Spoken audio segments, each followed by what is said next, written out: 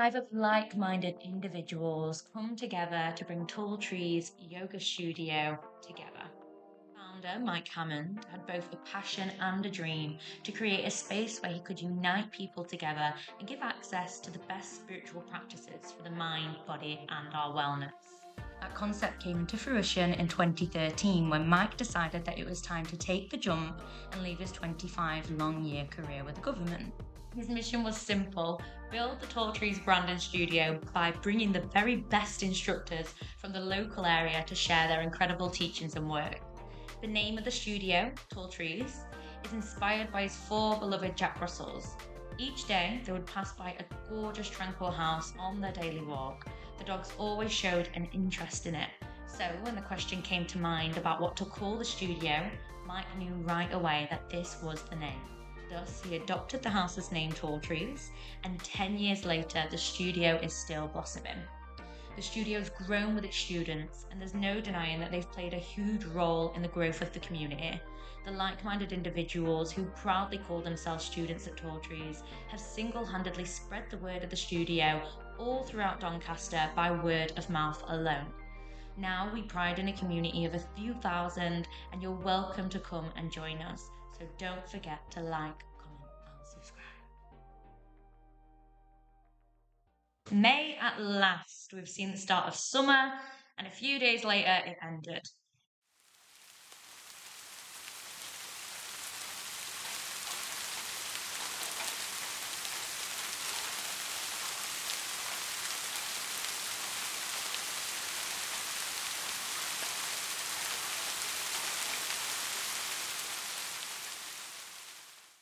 Illness hit a number of teachers at the studio, but the team came together to ensure that the classes were all covered. Our teacher training students have hit a milestone this month. It's their halfway mark through their course. So around this time, the intensity of their practice begins to increase over the next few months, and we'll track their progress together as they continue their journey towards being fully fledged yoga teachers. So don't forget to like, comment, and subscribe so that you can follow them on their journey too. In this episode, we'll speak to one of our Tall Trees teachers, Sue, about her style of yoga and what inspires her practice. We also speak with Michael, Tall Trees teacher and owner, who met with an old student of the studio, and this sent his mind back to a place of pure nostalgia as he reflected back over the growth of the studio in the last 10 years.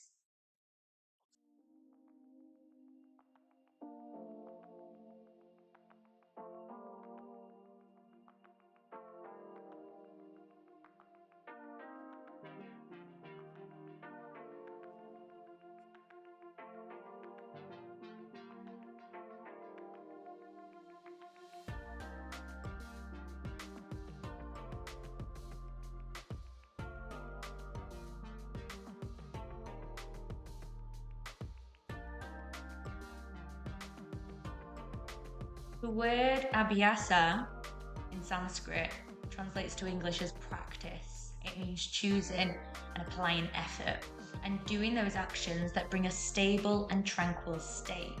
This in Sanskrit is called shittatu. When that practice is done for a long time without a break and with sincere devotion, then the practice becomes a firmly rooted, stable and solid foundation. When the mind loses desires, even for objects seen or described in a tradition or in scriptures, it acquires a state of utter desirelessness. This is called vashikara, and that is called non-attachment, vyagara.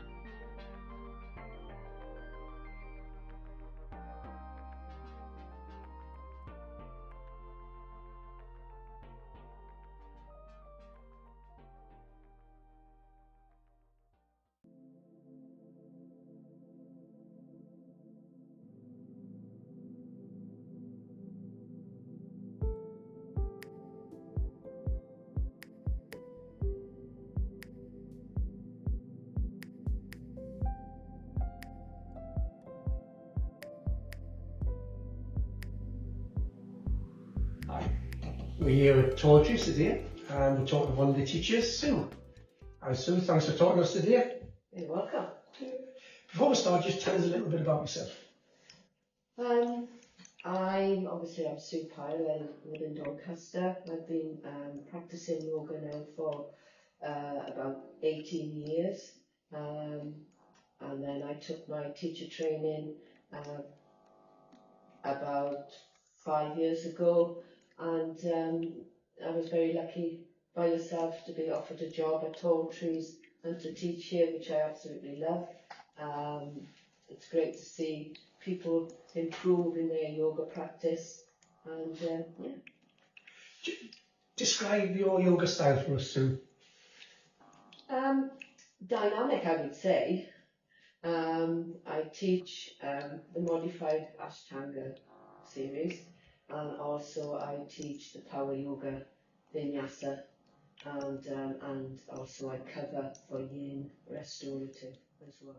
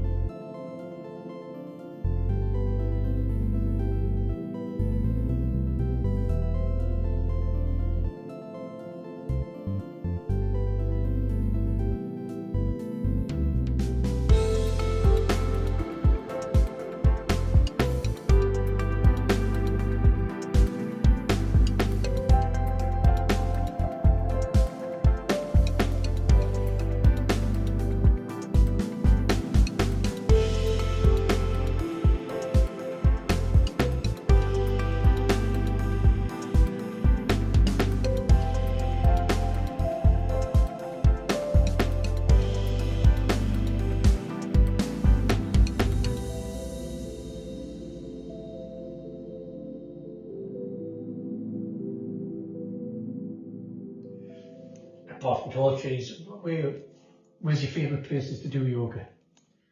At home, on my mat, in my son's bedroom, while he's having a cup of tea watching me. What's your other hobby, Sue, outside of yoga?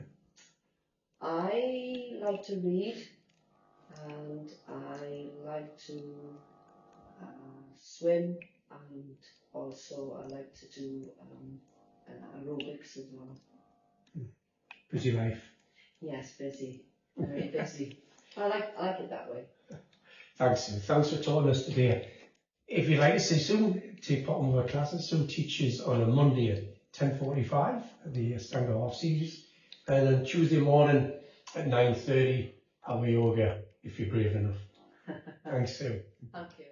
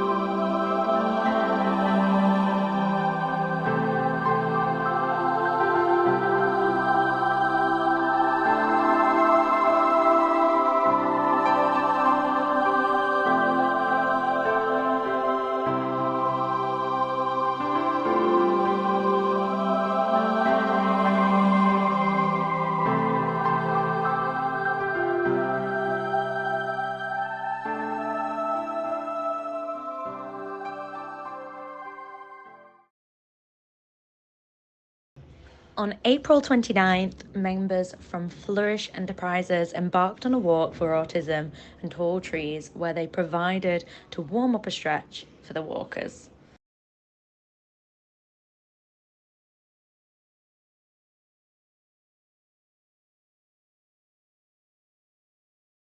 Hi, I'm at the studio today with Shannon, and this we're going to look at Adam Hooker as far as Hi, we're at the studio with Shannon, and this one we're looking at Adam Hooker as far as downward facing dog. Before we start, I want to apologise, I've lost my voice. So downward facing dog, we're going to take it from the mat position, not as a floor. So we're going to ask Shannon to come to all fours on the mat. Want the hands slightly proud of the shoulders. The facing dog is quite a long posture, it's as long as your plank really. And one of the major problems people have is to make it too short. First muscle really involved in downward facing dog is the psoas muscle. And you might hear people say, lift your knees off the floor. But if we just simply lift the knees off the floor, we can be lifting with here. If you see the back start to engage, so Shannon releases that down. So rather than thinking of lifting your knees towards off the floor, think about drawing your thighs towards your tummy, because that's what your psoas muscle does. It draws the thighs up. So Shannon draws the thighs towards the tummy, pulling that in nice and tight. We're not even thinking about extending the legs. And release it back down. Lovely. The next thing we're going to look at the arms. So at the moment, Shannon's arms are in this position in front, in downward facing dog.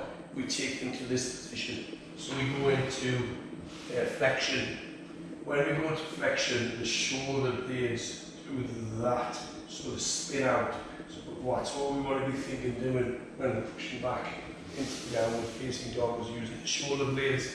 So again, Shannon pulls the toes underneath and draws the thighs towards the tummy, pull them up, and then spins the shoulder blades out. Lovely.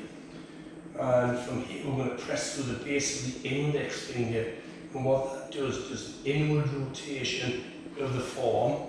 And then we're going to ask Shannon, imagine she's trying to bring her armpits round to face one another underneath the body. So an inward rotation of the form, an outward rotation of the biceps, which puts a nice safety, so that locks those arms in position, which I can release out from here.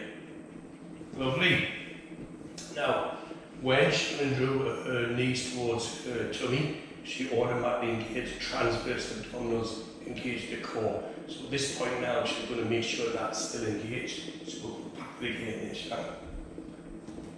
So drawing the thighs, trying to touch your thighs to your tummy. Keep the knees bent for now. Keep the knees nice and bent and soft. Keep pulling them in. That's it. Shoulder blades spin out. Pressing through here. We're drawing the armpits in towards face one another, and we're making sure that those transverse abdominals are still engaged. Now, what we want to do is engage the quadriceps, engage to lengthen the hamstring. What we don't want to do is send energy up in the sit bones. So we want the sit bones to still face down the mat. So when you engage here, you're sending energy down the body into the floor and not up into the sit bones. So that can cause an injury called yoga butt, where we're lifting the sit bones too high towards the sky. They want to be slid down. Imagine you're trying to slide your glutes down towards the back of your knees. That's lovely. And from here, Shannon's going to imagine she's going to try and draw her toes towards her shins, which settles the heels down to the floor. We want to be looking at the outside edges of the feet. It should be parallel to the edges of the mat. Fantastic. There's a beautiful downward facing dog. From here, we're going to stabilize that downward facing dog. So Shannon's going to try and move the feet away from one another, stabilize the pelvis, and then she's going to draw her hands and feet away from one another down the mat. Imagine you're trying to stretch your mat out, and that is stabilizing the body, and it stops this happening where the shoulders start to come forward over the hands. So pull, pull, pull, keeps that nice long back. Beautiful. Adam Hooker, fantastic. Peace out. Thanks, guys. Like, comment, subscribe, follow us every month. We'll be giving you a postie every month, postie of the month. Yeah, thanks for joining us.